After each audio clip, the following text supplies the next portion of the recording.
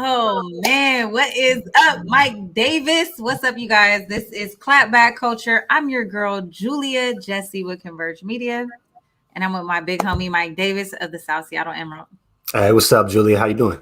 I'm good. I'm happy to be here today, bro. Honestly, like we made it to the end of the week. It has been a long week. I've been so busy. I know you have too. Yo, nothing caps a long week though, like coming here to hang out with all y'all though, because it has been a long week. But I'm happy we get to do this. Hey, bro, I almost wore my Converge hoodie too. You need to text me when you're gonna wear that so that we're not. I'm glad you did it.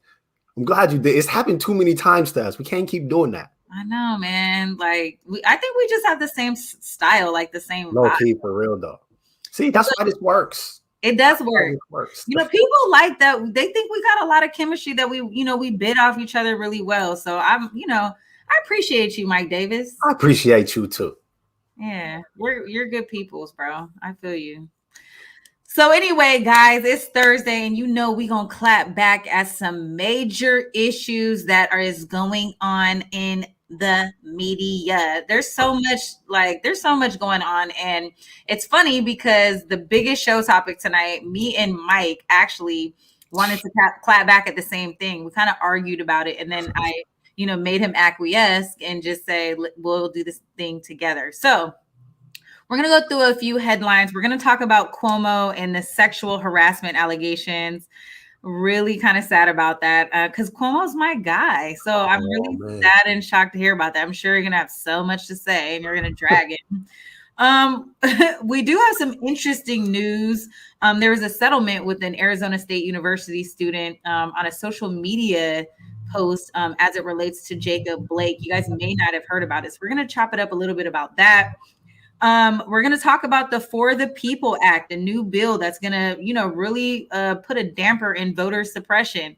So that's a good one for the Dems, bro. Mike is giving that yeah, right. We'll talk about that and see what Mike has to say about it because he's already doing whatever. And of course, we need to shut down and clap back at what's going on in Texas and Mississippi with them opening the states back up and rolling back the COVID-19 restrictions. So that's hella crazy. It's a lot to talk about. So we might as well just jump right into it. Let's go.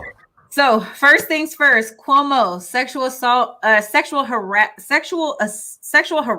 allegations. Let me get that together. Let's go ahead and play that. Run that clip. A third woman now accuses New York Governor Andrew Cuomo of harassment, adding to the claims of inappropriate behavior by the three-term Democrat. His first two accusers are former staff members. As national correspondent Jerika Duncan reports, the new accuser says it happened at a wedding. Anna Ruck told the New York Times she never met Governor Andrew Cuomo before this night. At a September 2019 wedding, Ruck said she was discussing the governor's toast when instantly he put his hand on her bare lower back. She removed his hand with her own. The next moment is captured here. When the governor placed his hands on her cheeks, he asked if he could kiss her loudly enough for a friend standing nearby to hear. The now 33-year-old said she was confused and shocked and embarrassed. This is the third allegation of sexual harassment against Cuomo. He has not responded to the new allegation, but in a previous statement, the three-term governor said that he never inappropriately propositioned anyone, but rather his comments were attempts at being playful and apologized to anyone who misinterpreted his actions. On Twitter, the two other accusers added their support for Ruck. Lindsey Boylan saying she feels nauseous thinking about Anna's experience, and Charlotte Bennett saying his inappropriate and aggressive behavior cannot be justified or normalized. Earlier yesterday, Bennett rejected the governor's attempt to apologize, accusing him of refusing to acknowledge or take responsibility for his predatory behavior. This comes as the state attorney general, Letitia James, announced she is officially moving forward with an independent investigation into Cuomo's alleged actions after receiving the correct paperwork from the governor's office. Now, several Democrats and advocacy groups have called for the governor to resign amid the allegations. And that investigation will be the second one looking into Cuomo's office. The Justice Department is also probing as to whether or not the state's inaccurately reported some nursing home deaths in the state. We also learned that the governor has hired a criminal defense attorney to represent him and others in his office into those federal inquiries. Gail? All right, Jerika, thank you. Gail, Mike? Not a good look. Not a good look at all. Look, man, you can't. You got three separate allegations, man. Fool me once. 3 strikes you're out, my brother. And the whole playful, like, I don't think that we're sliding on I was just playing. Like, I think we're past that at this point, man. And you can't be the governor out here acting like this, man. Like, oh my goodness. Oh, it's so ugly for your boy right now. It is so super ugly. Like, honestly, and I'm going to speak for a lot of the women who I know who are on in our comments right now, who are watching our show. This is the norm. And one of the accusers said that, we need not normalize this behavior. And as a woman who has been deemed attractive by society or just by men in general, I have faced this on way too many occasions where men in the workforce and even just dudes in general just say things to you that are super out of pocket. And so while Cuomo might think that these things are playful, they do make you feel gross. They make you feel embarrassed. They make you feel disgusting. They make you kind of feel like, am I doing something wrong? Like, am I doing something that would make him say something to me that would sexualize who I am as a woman?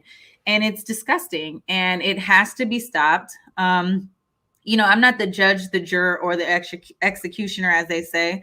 So, he will have his day in court if this investigation pans out.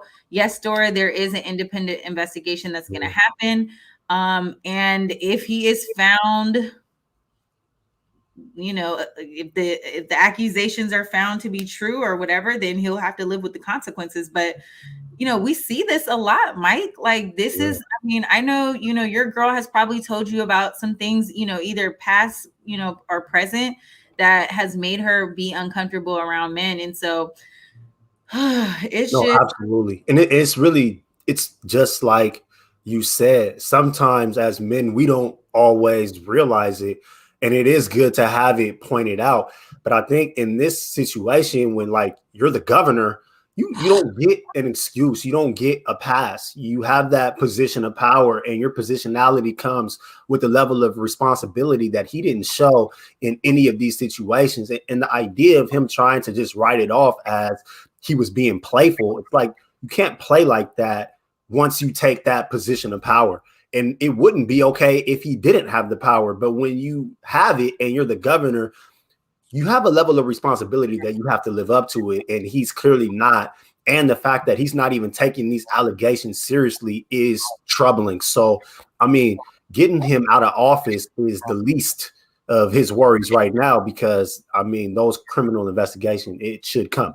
Yeah, Donald Trump, he used to talk about it. He was saying that, when you're a man of power and you got money, you have wealth, a woman will let you do anything. And I'll be honest, there are some women who fall victim to that or fall suit to that, and will let a man disrespect them or allow themselves to be disrespected because they feel like that man is in a position of power. So nonetheless, this is predatory behavior. And we have to call it exactly what it is. Our guy Leon said, I'd be surprised if the news gets better for him anytime soon. He's a creep. He needs to start thinking about stepping down. He needs to step down. I think there's more coming out regarding COVID lies. That's a whole nother situation that we didn't dig into this section, is that they are investigating some of the numbers, especially coming out of the home care industry, which is, you guys know that that's the industry that I work in healthcare. And so, Cuomo was being praised for the work that he was doing in New York and, in his COVID response. So it's really disappointing to see that some of these lies or, accusations are being untangled, and we'll just have to see where it goes. But again, this is predatory behavior. These women, God bless them for having the strength and the courage for coming out and speaking their truth. And I have a feeling that more will be rolling out. So it will. And hopefully that whole style that he carries himself with will also go, because, I mean, at the end of the day, you can be a man and be around women and not be a creep. Like, it's totally possible. You could be yourself and just be cool and laugh and poppy. Like, we know the lines to cross and not to cross. So, like, the idea that there's still guys out here acting like it's blurry or like it's impossible to be around an attractive woman without offending her, like, come on, man, that's ridiculous. Yeah, like, that's ridiculous. And I know we got to move on, but I just want to say this, like, for the men watching, if you see an attractive woman, please suppress the urge to feel like you have to say something about it. It creeps us out, man. Like, I don't want to hear, like, my friend was telling me, she's very shapely. She's curvaceous in all the right areas, honey. And, dudes always make comments about her butt being big. And it's just so inappropriate. It's like, why do you think that that's going to make me like you or make me feel like, ooh, no, you're objectifying me, bro. Like, I don't like you. That's not cute. You don't make me feel great about myself. Like, move along, sir. Like, so suppress that urge to be like, oh my God, I just think you're so beautiful. Like, I don't need that. Like, I just need you to just keep it moving because it makes me feel objectified. Okay. Yeah. Hey, call out the homies, man. We see it. Right. But then again, I don't want to cancel out the good guys either, though, Mike. So we try to find line, right? Because there's some good guys who'll be like, you know what, Jules, I just want to let you know, like, you lost all that weight, girl. You're looking good. You know what I'm saying? Like, no disrespect, but you look good, sis. Keep it up. Like, that's cool. You know what I'm saying? Asking her for a kiss at a wedding, not so cool.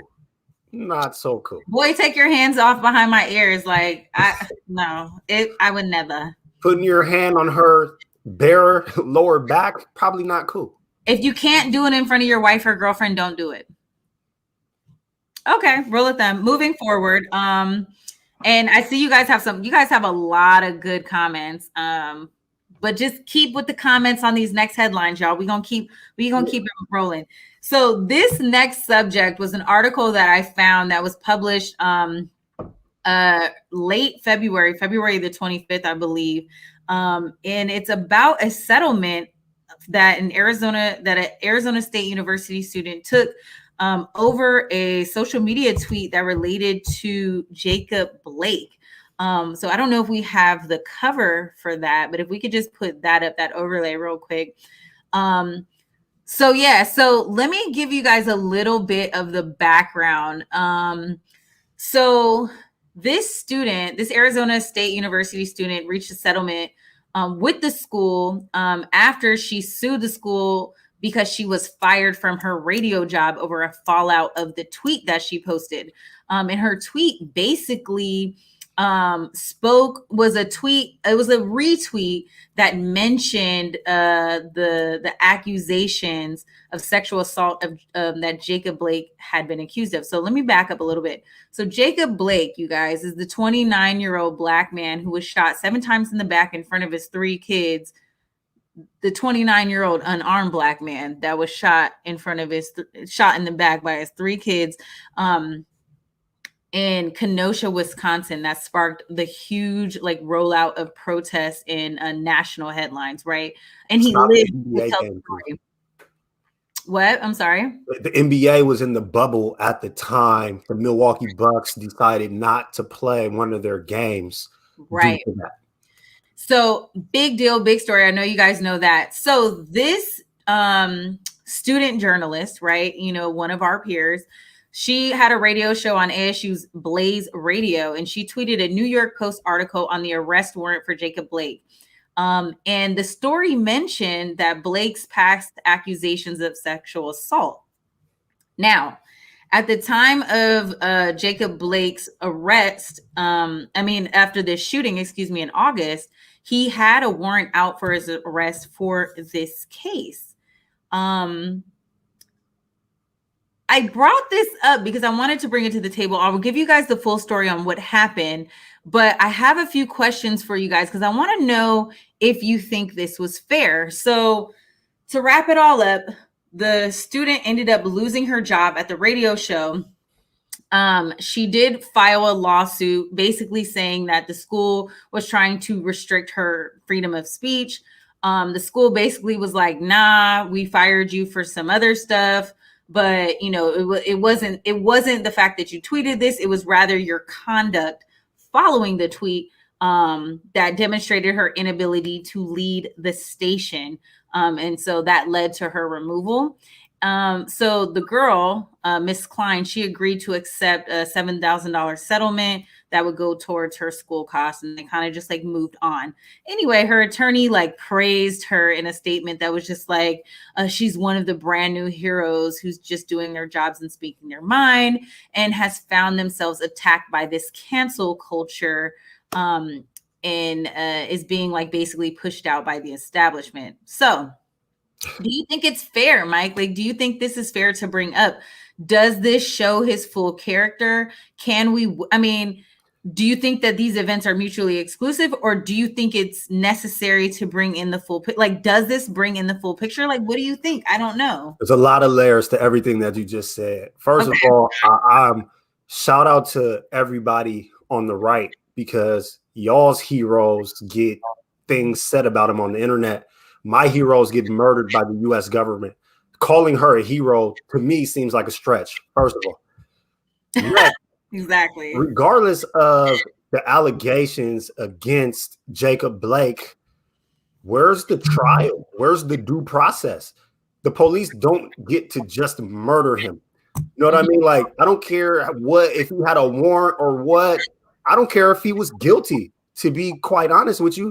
If he's guilty, then handcuff him, arrest him, and take him in. But the police are not supposed to be executioners, even though I spend a lot of my time in the media talking about the police executing people, which is ridiculous. So, that in itself is something different to unpack. But the idea of her being fired for sending that tweet, I disagree with.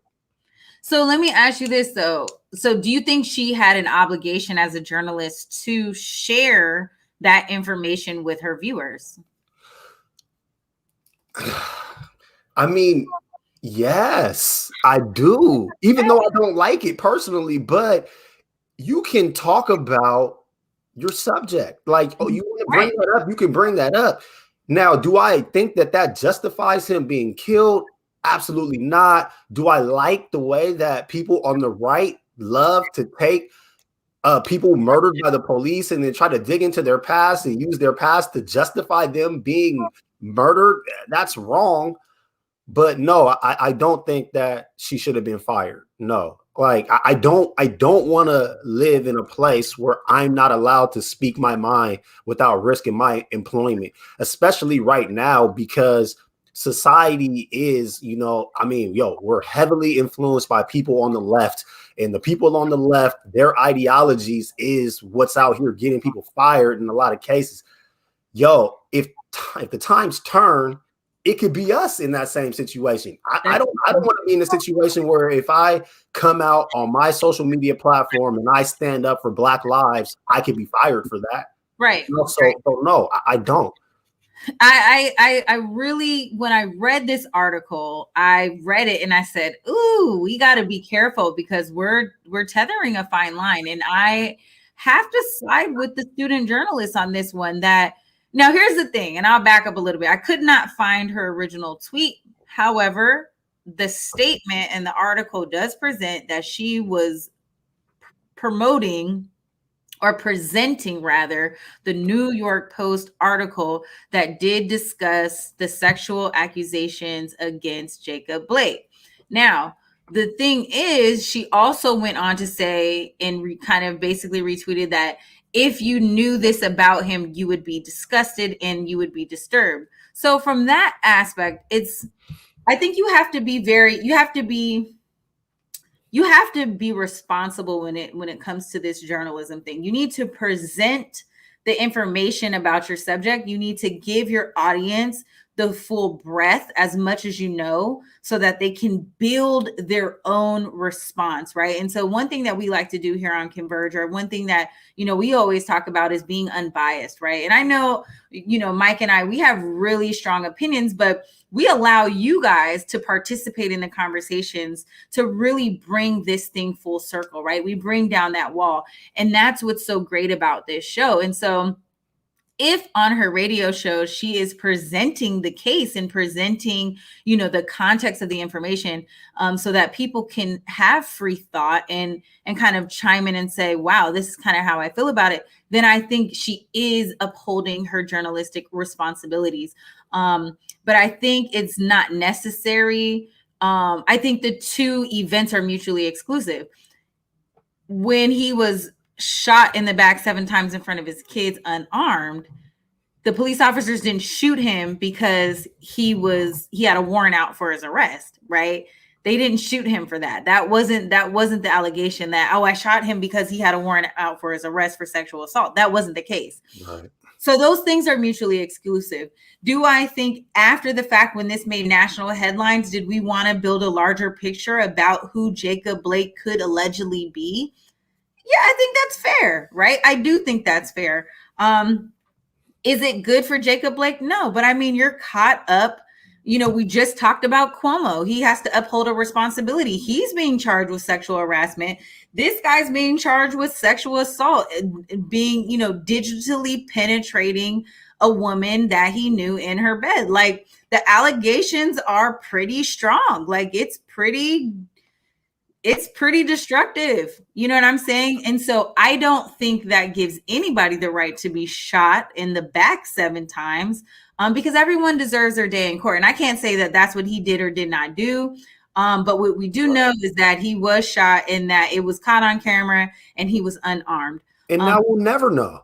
And Lola Peters, that comment that was just up, I agree. I agree with what she said. I mean, we don't know what happened. And now, even if he was guilty, like what justice is there for his victim? Like, he's dead. There's no day in court. There's no, she never gets to even go to court to face him and to see justice play out because he got killed by the police. Yeah. And that could be why, the school ended up reaching a settlement, right?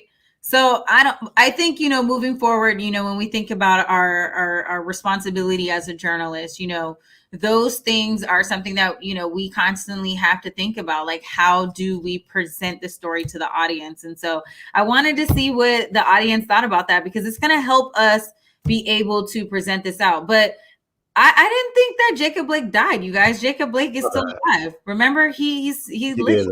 Yeah, exactly. Thank you, Dora. Man, this is why we need Dora.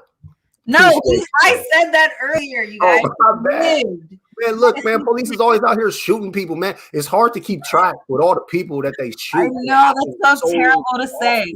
No, Jacob Blake's alive, you guys. He's one of the people that did live to tell his story. So we're going to see. Yeah, we're going to see. And if he's guilty, then, you know, man, he's going to get what's coming. Lola, to bring another story, another comment in, Lola did say her decision wasn't journalistic. It was Maury Povich entertainment. Okay, and that's fair too. And as Julia said, the tweet is gone because I looked for the tweet as well. I couldn't find it. And they also the article mentioned that the school said that they fired her not for the tweet, but the way that she carried herself after the tweet. I don't know what she did after that. So if she did something that warranted being fired, fire her. I will also point out that she asked for a $500,000 settlement. She didn't get it. She ended up getting 7. So, you know, there's a lot of things like she's no hero. I'm not on her side, but I am on the side of free speech. Yeah, Chandler. Well, hold on. Let's talk about what Chandler said. Chandler said a big difference is we all know Cuomo is a predator and nothing is going to happen to him because he's white and rich, but the cops just saw a black man, so they shot him. Which is like, let's bring it back. And I know we do a lot of race relations here, you guys, but it's okay. Like, this is a safe space, so we like to talk about it. But you're right. Here we have Cuomo, who's this rich, powerful white man who is accused of sexual harassment of some source. And then you have this Jacob Blake, who's also charged. And it's like he's already being like prosecuted before he even gets a chance to defend himself. And then meanwhile, like Cuomo just gets to like acquiesce. You know what I'm saying? It's just like, we'll probably get over it. Like this is a slow news week. You know what I'm saying? Like, is this just going to get buried and we move on? So, oh goodness. Republicans are holding her super high, probably like a fake A Tammy Lauren. Child, I don't even want to get into Tammy Lauren. Child, we can't. I cannot. Hold up, Leon. Hold on, bro. Wait. Let me read it because they're talking about your people. In all fairness, you could get yourself fired from the South Seattle Emerald by writing certain kinds of stories. No, Mike Davis. Woo. I'm gonna just let that one hang. Oh, and then she tried to bring me full screen. What are you doing to me, Alia? Hold on, back up, back out. Can we get the double screen back? Thank you. Leon, man, come on, bro. Come on, Leon. He's still getting paid. Come on, man. Listen, we can't. What I'm gonna say. I think that this family, y'all. We have editors, man. Like I don't think that it would actually get published if it was that inflammatory. You know what I mean? Like I've written plenty of things where somebody's kind of pulled my collar, like, yo, you sure? You sure? So, I feel like sometimes your stories don't get enough shine what they need, bro. Like your stories, you like some of your, especially that last article that we talked about. I'm not. I digress. We're not going to talk bad about the South Seattle Emerald. We will not. We will not talk about the South Seattle Emerald. I will say South Seattle Emerald. Where's my hoodie? I'm still waiting on my hoodie. We're going to wrap this topic up in a bow, and we're going to move on to something else that is, I want to see what you guys think. And I hope we do have some of our Republican followers on here. I want to know what you guys think about it. You know, this is an open forum, y'all. So let's talk about this. The House Dems passed this ethics bill. It's called For the People. We have a really short clip, and Speaker Nancy Pelosi is in the clip. So let's run that. We're going to come back and chop it up. This is called the For the People bill.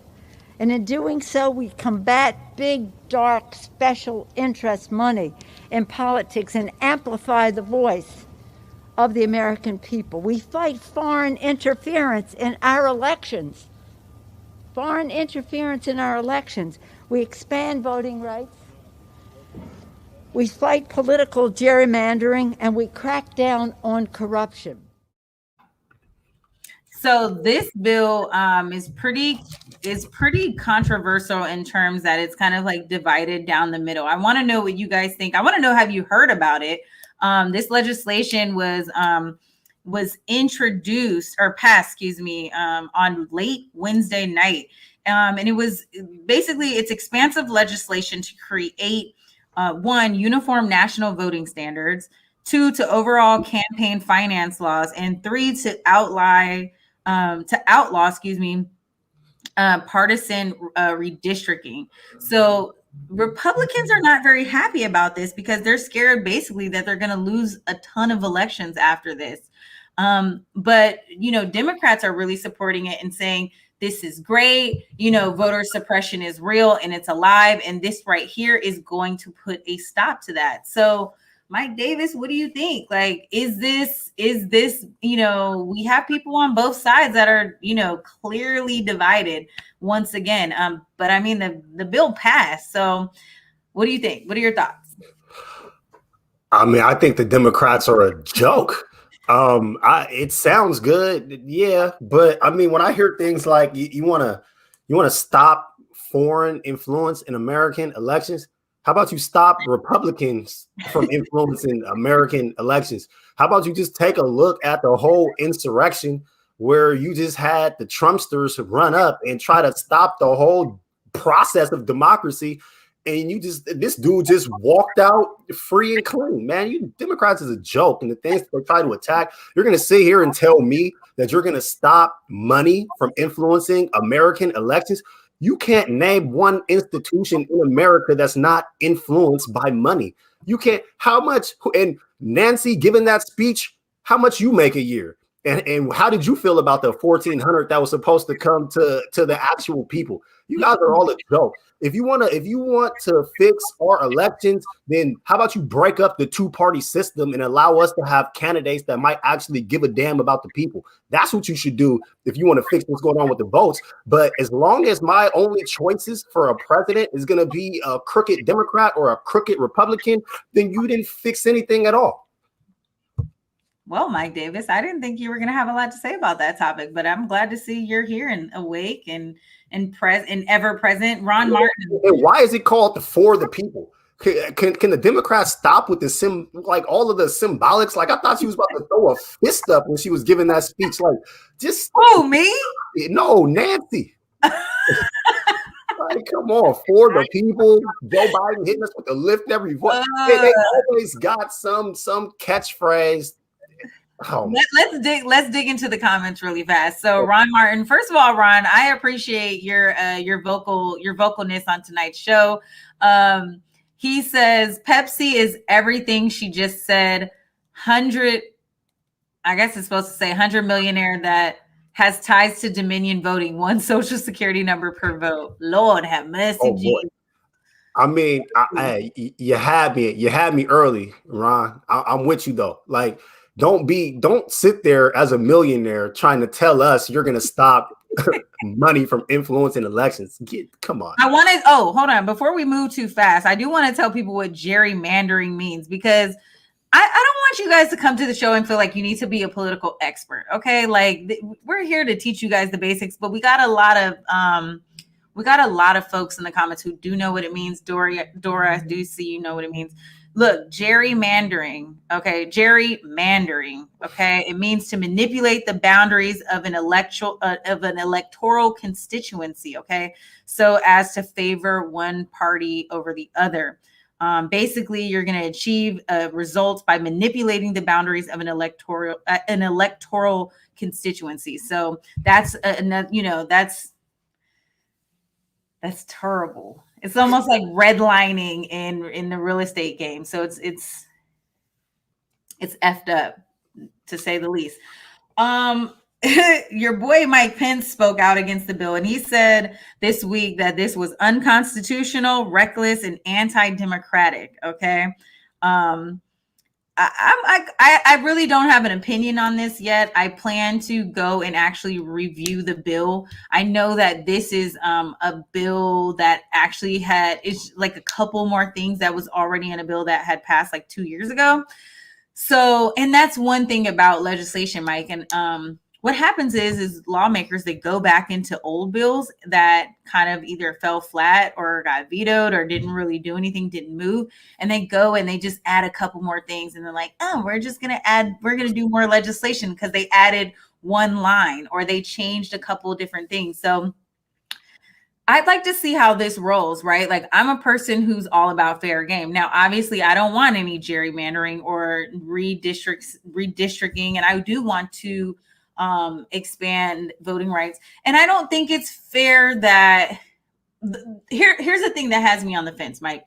A lot of the Republicans, in my opinion, who are against this bill are also introducing things that are making it so much harder for people to vote, which is also making me feel like, why is that necessary, right? So I know that in Georgia, and I'm going to pull this up, in Georgia, they're talking about some of the primary changes for voters and this like voting restrictions is going to be, they're going to require a photo ID for absentee voting, which is crazy. Limits the amount of time voters have to request an absentee ballot. They're going to put restrictions where ballot drop boxes can be located, restricts when ballot boxes can be assessed, and limits early voting hours on the weekend.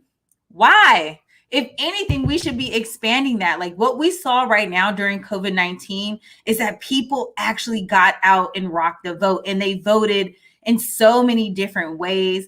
There was, at least in DC, I mean, there were voting boxes everywhere to drop off absentee ballots.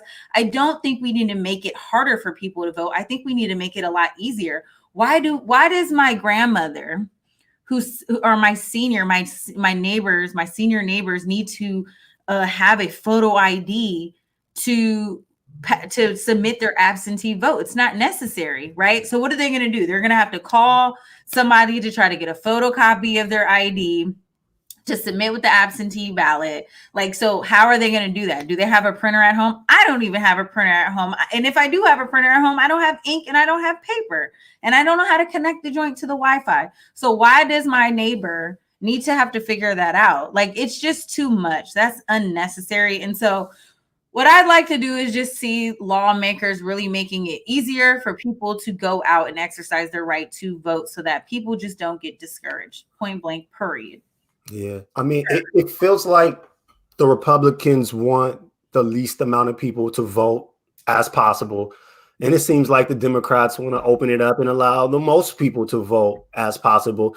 And, I don't have any statistical proof that high voting numbers will swing Democrat versus Republican. But I just feel like at the end of the day, I mean, I just don't know what my vote even gets me. Yeah. And look, I'm not going to come on the platform and tell people not to vote, but I just think the issue is so much bigger than who can and can't vote. Yes, that's big, that's major.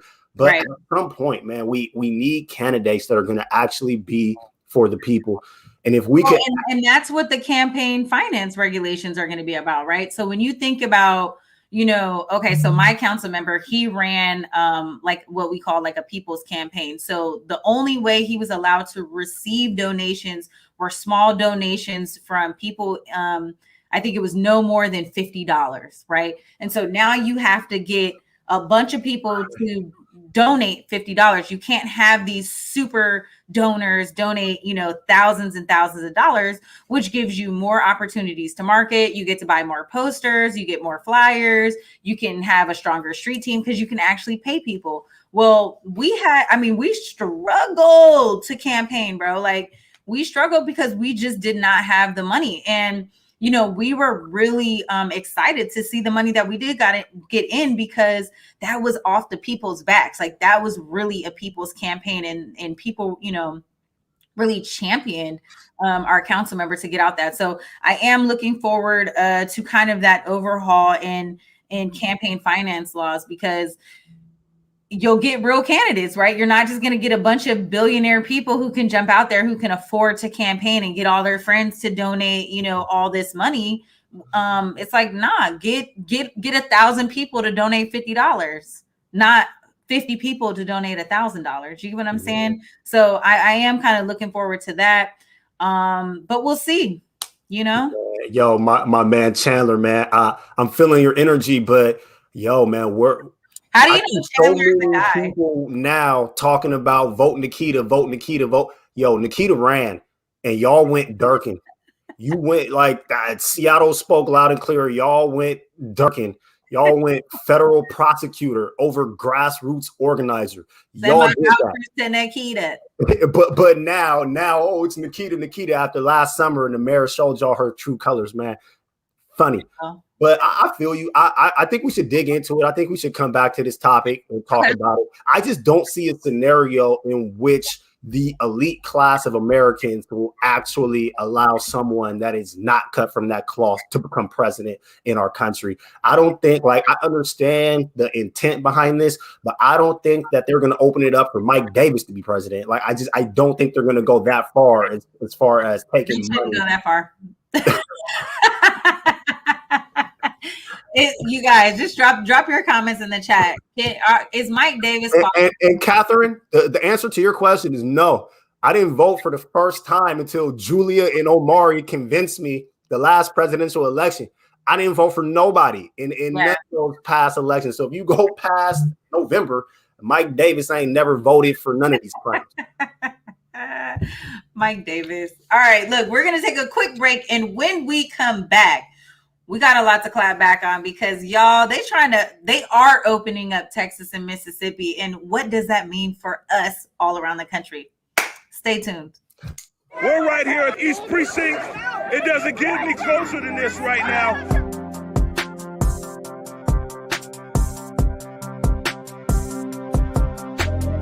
Converge Media produces culturally relevant content for Black and urban audiences. Our coverage is raw, transparent, and objective, praised by community leaders, government officials, and residents. As a small independent media company, we rely on the financial support of individuals and business members to stay on the front lines of the news that's important to you.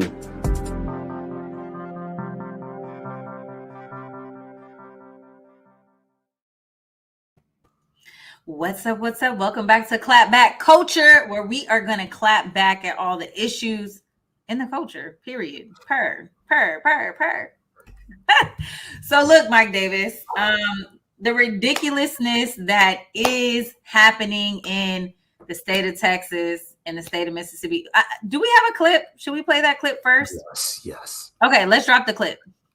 Health officials are warning Americans not to let their guard down as state and local governments scale back coronavirus restrictions with vaccination efforts ramping up nationwide. Yesterday, Texas announced that it is lifting its mask mandate and that businesses will soon be able to operate at 100% capacity. Deborah Alfarone is on Capitol Hill and has more on the concerns from health officials that these rollbacks are happening way too soon and way too quickly. Deborah, what can you tell us? I can tell you, Anne-Marie, that the director of the CDC, Dr. Rochelle Walensky, says we're just not there yet, not there to have all these rollbacks of restrictions.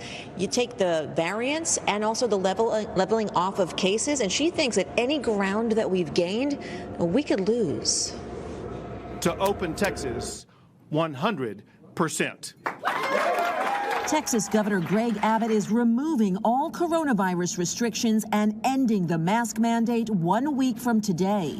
Removing state mandates does not end personal responsibility. Health experts are concerned since less than 7% of the state's population is fully vaccinated. A variety of COVID-19 variants are not only circulating around the world, but have found their foothold in North Texas as well. Businesses can still enforce their own rules. I'm concerned about my staff's safety. Restaurant owners like Cesar Zepeda now have decisions to make. I'm leaning towards having my staff still wear masks and maybe require anybody that comes here. The Lone Star State isn't alone when it comes to rolling back restrictions. The governor's office is getting out of the business of telling people what they can and cannot do. Mississippi ended its mask mandate. San Francisco now allows indoor dining, and Chicago eased restrictions on restaurants and bars. Small turns of the dial are safe to do. Here in Washington, President Biden announced a pharmaceutical partnership that would give the U.S. enough vaccine doses for every adult by the end of May.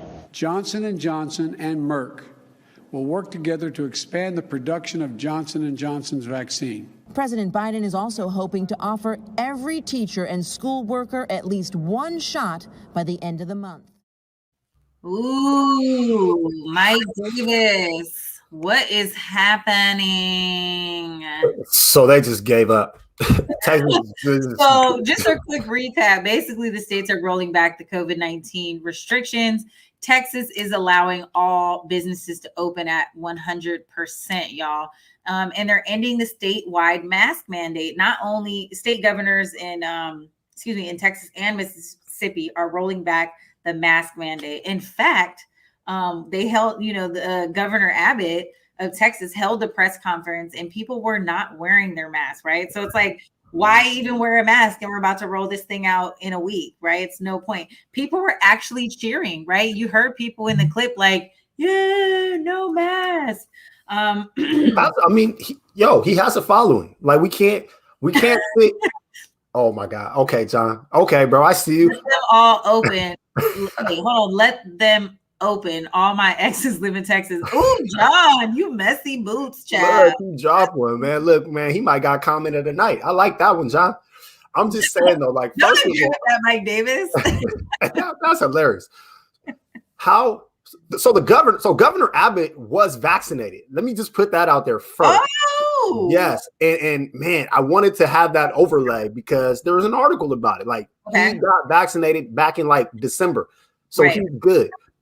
Only 7% of adults in Texas are vaccinated. So it's only 14% of the population in Texas that are totally vaccinated. They're actually ranked like 49th out of the 50 states.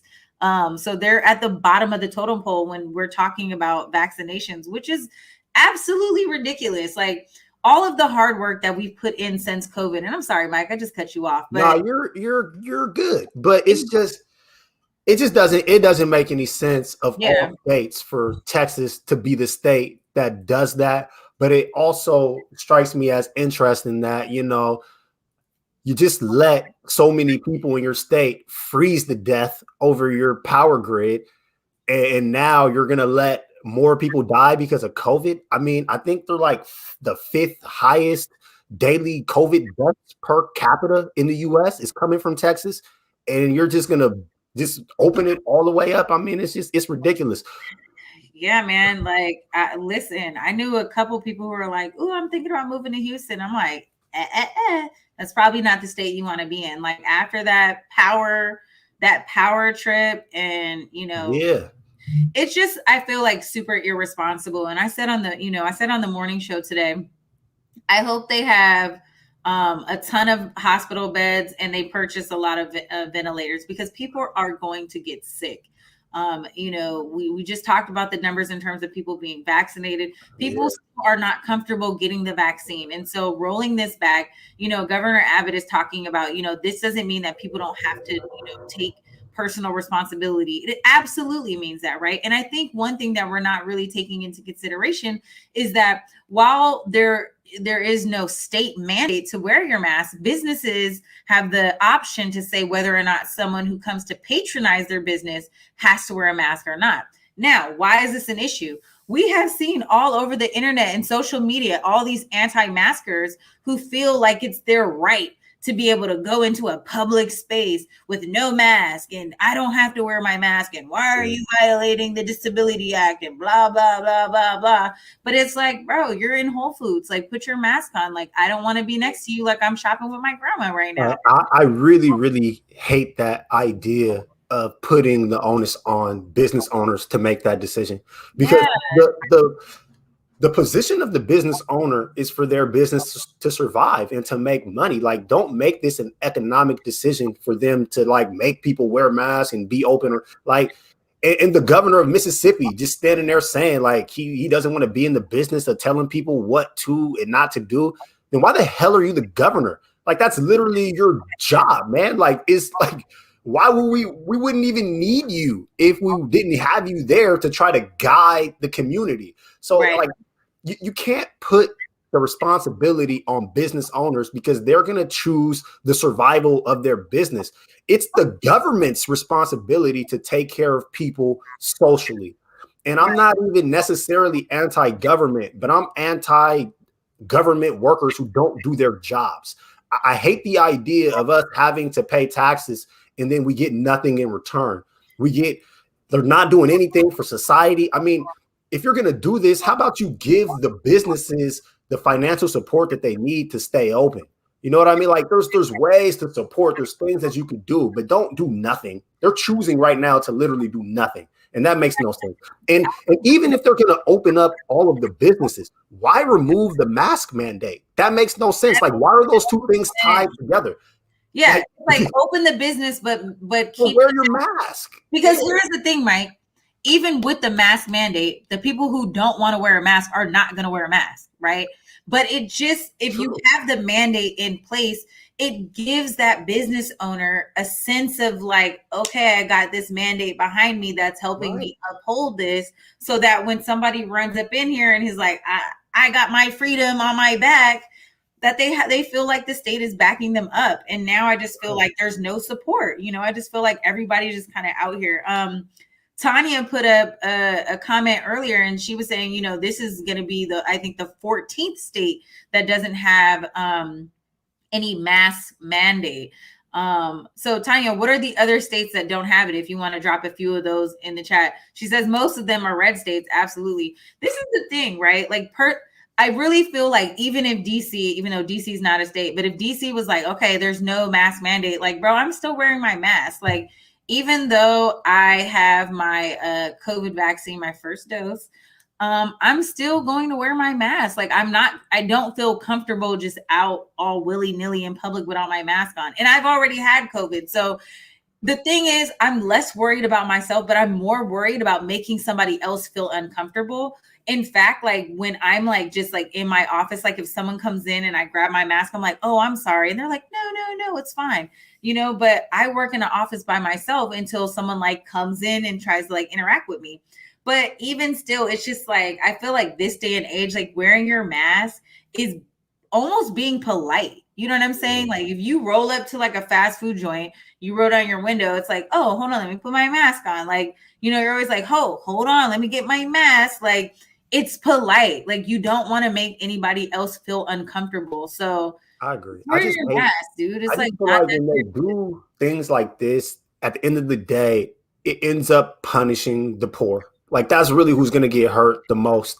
Those are the people that are going to live in the most densely populated neighborhoods where the no mask mandate is going to make it spread more. You got money and you live in Texas. You got land. You got money and you live in Texas and everything froze. You got a backup generator. It's the people that don't have those types of resources that get hurt. Because I'm not going to lie, man. If I was rich, I'd probably live in Texas. You do whatever the hell you want in Texas. But that's not everybody. And as the governor, you're not governor for the rich. You're not governor for the elite. You're governor for everybody. And you're supposed to make decisions that help the whole everybody. Like you have a whole state. It's like the second largest state in the country. Like, I sure wish Inslee would step up right now and put a travel ban on Texas, man. We don't need those people flying up in here dropping diseases down there like that.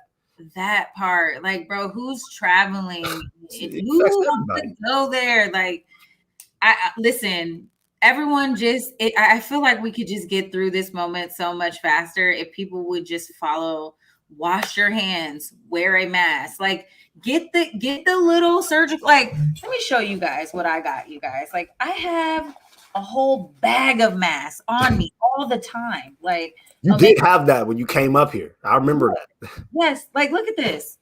Look at this. I have masks. These little tiny masks, you guys, like they're thin. You can wear this all day long. You will not feel restricted. Get you some of these. You can get a black pack on Amazon for $14, 50 of them. That's a good deal. And they'll go with all your outfits. Like, it's really not that serious. When I say I wear my mask all the time, like I literally will sit in a mask for 8 hours at a time. Like, it does not bother me whatsoever. So all these people were like, I can't breathe. It makes me feel uncomfortable. I'm claustrophobic. I'm like, you need to get you one of these. This ain't holding back nothing. I can still smell. I can still, like, when cold air or something comes through, I'm like, this probably ain't even really protecting me like that. But you guys, this ain't nothing. It's really nothing. These are like, And to all y'all that got to be reminded to wash your hands, you should be ashamed. I'm shaming all y'all. Like, I don't know why we need a health campaign to tell people to wash their hands. Y'all dirty. Y'all. Y'all dirty. Yeah. Darnell said, make sure to get them Clorox wipes too. Yeah. Can you and wipe things down? Like, when I wipe my car down with Lysol wipes. My homegirl Ramona, like, she stocks up on the wipes, bro. Like, she got wet wipes everywhere. She probably got stockpile. Like, it just is what it is. Like, moving forward, this idea of like sanitation, like, I hope we keep up this level of sanitation in businesses and public spaces. Like, let's stay fresh. Let's keep clean. Like, I think even moving forward, like, I'm going to wear my mask, like, even after. I will too. It is That's big fact. long and gone. I'm probably gonna wear my mask. Like, in different spaces, like, you get on the train, it's like, I'm probably gonna wear my mask. You're on a plane, I'm probably gonna wear my mask. There were people before COVID who would wear masks, like, in public spaces, and I thought they were weird. Now I get it. Yeah. Man, I work, man. If you like go in the international district, people been wearing masks over there for a long time. I think it's just part of their culture. I don't want to overspeak because that's not my culture, but I've been seeing that for years over there. Like, it's just kind of what they do. It's polite. You're not feeling well, you throw your mask on. I mean, yeah, it's ridiculous. I mean, we could talk about this all day long. I thought it was good to bring to the audience attention. I'm glad to see that everybody is in agreement with us. Vesa, you're right. She said, don't they always wear a mask in China? That's what I'm saying. Yeah. It's because of a lot of pollution, and not even just in China, but in lots of Asian countries, we see it being normalized to wear your mask, like, when you're out and about because of the pollution. So yeah, like, it's like, come on, y'all. Like, it's not that big of a deal. Put your mask on and keep it moving. But we're getting close to wrap up time. I don't know if you want to touch on the last story, Mike. Oh yeah, real fast. Can we put the overlay, Alia? Oh, there we go. Yeah. So I just wanted to just give a quick shout out to Morehouse College. They got this program to encourage Black men to complete their unfinished degrees. And the article said that there was an estimated 2 million Black men who had some college credits but hadn't finished. So Georgetown is going to launch in August a new online program where men, because Morehouse is a men's school, Spelman is like their sister school, that's an all women's school. But Morehouse is going to launch that program in August so that if you have some college degrees, you're allowed to enroll. It's reduced tuition, super low. There's also no academic calendar. So like, you can always enroll whenever you can. You can start and stop as you want. And they're just trying to make it as easy as possible for people to finish up and get those degrees. So I just want to give it a quick shout out to that program. I thought that was super cool. And it's online, so anybody can access it. Dag, that's hella cool. My uncle was a Morehouse man. I know a lot of great men that came out of Morehouse. So if you have an opportunity to go to Morehouse, you got a couple college credits, that is definitely something that people should, or, Black men should take into consideration. And I'm pretty sure that if you're not a Black man, you can still enroll into Morehouse. So it's not, they always talk about HBCUs. And do you have to be Black to go to a HBCU? We had students that were not Black that went to our school that actually had like a minority scholarship. So again, I love this. I absolutely love this. Kudos to Morehouse for stepping out there in front. We definitely got to support our HBCUs. I'm a proud graduate of the best HBCU, Norfolk State University in Norfolk, Virginia. So you guys, if you don't want to go to Morehouse, you can always go to Norfolk, my good old Norfolk State, child. You just throw that accent on there? Norfolk. That's how you say it. Oh, okay. When I first got there, I used to say Norfolk, but that's what I thought.